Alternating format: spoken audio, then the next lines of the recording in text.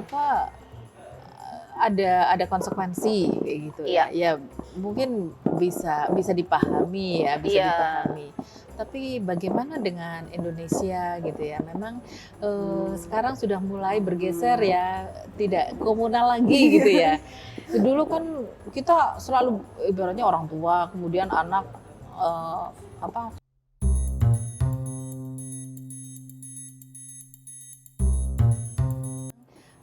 sekarang sudah mulai bergeser ya, tidak komunal lagi gitu ya.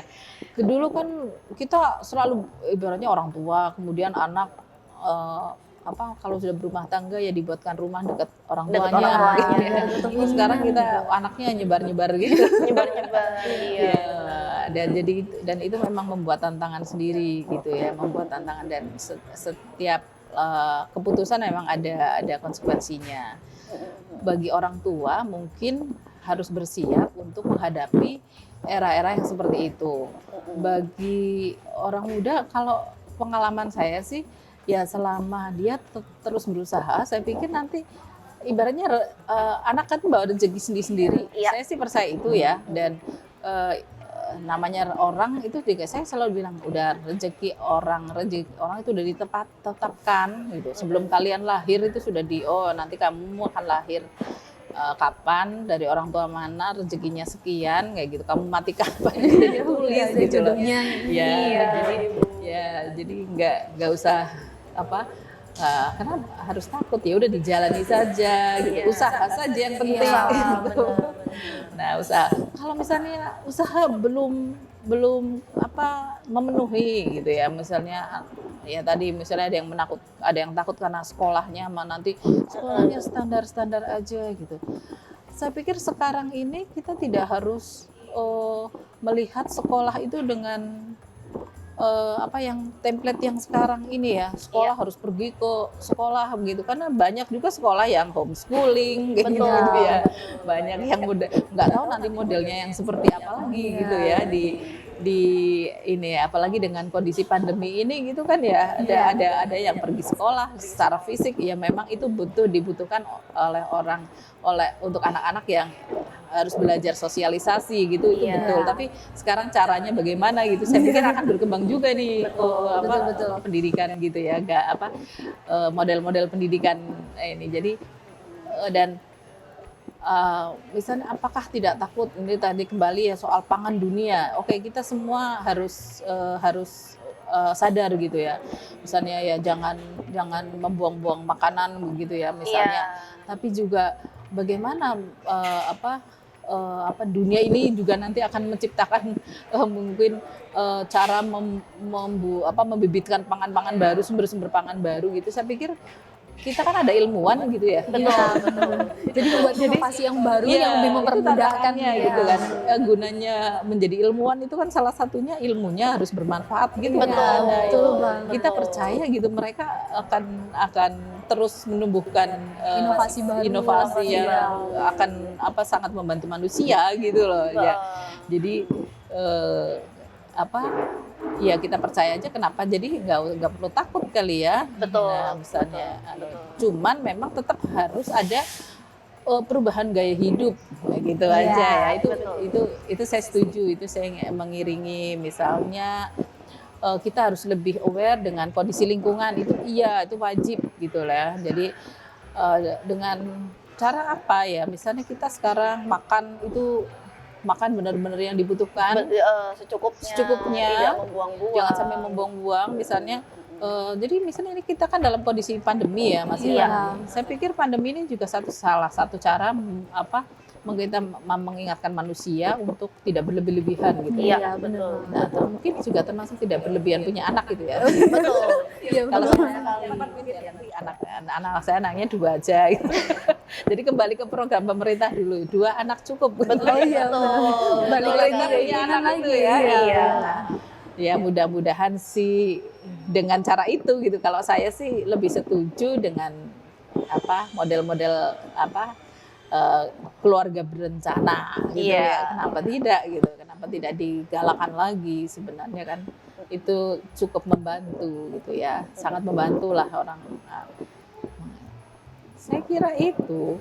Iya, sebenarnya juga pemerintah juga udah tahu ya, Sudah udah menggalakkan program itu, iya, step terus juga nanti bakal gini. iya, sudah menggalakkan program KB dan alat-alat lainnya yang sekiranya bisa membatasi orang untuk mungkin menunda atau enggak punya anak tuh dijadwalin gitu supaya dijarakin sama ini Jarak lagi lahirannya ya. iya benar-benar jauh-jauh sama ini lagi Bu, kadang itu teman-teman child free itu juga ada yang berpendapat bahwa satu, tanggung jawab anak itu kan besar sekali, termasuk mendidik, mengasuh, menyekolahkan, kasih makan, beli baju dan bla bla bla bla.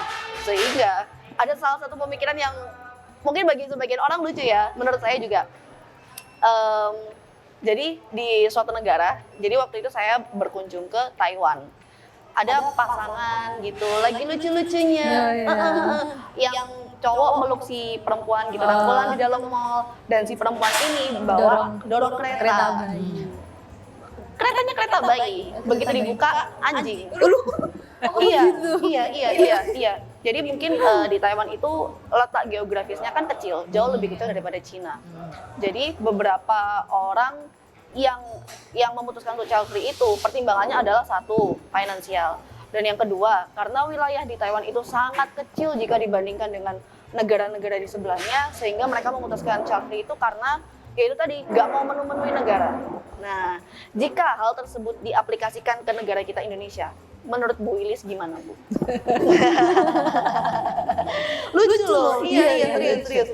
Ya mungkin saya pikir kita tahu ya, kita kan berpulau-pulau, ribuan pulau gitu.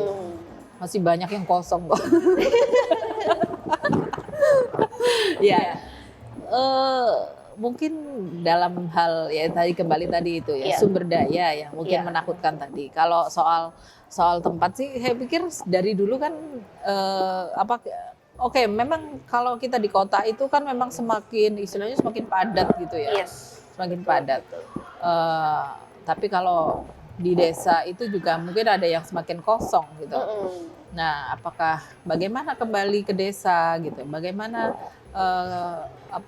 pemerintah ini tantangan juga untuk membangun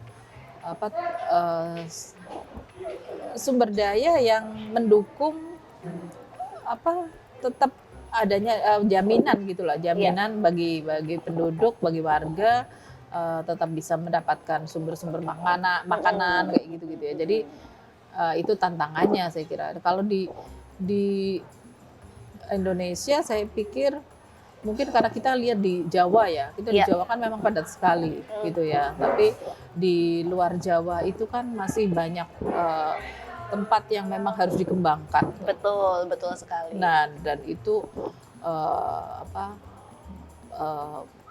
sebuah ya kesempatan, meskipun butuh modal juga gitu ya, modal dan peluang gitu ya di sana, modal SDM juga gitu kan ya. Saya kira masih inilah, mungkin memang di negara-negara lain gitu memang ada yang lebih memilih ngurusi binatang daripada ngurusi manusia gitu ya. Iya Bu.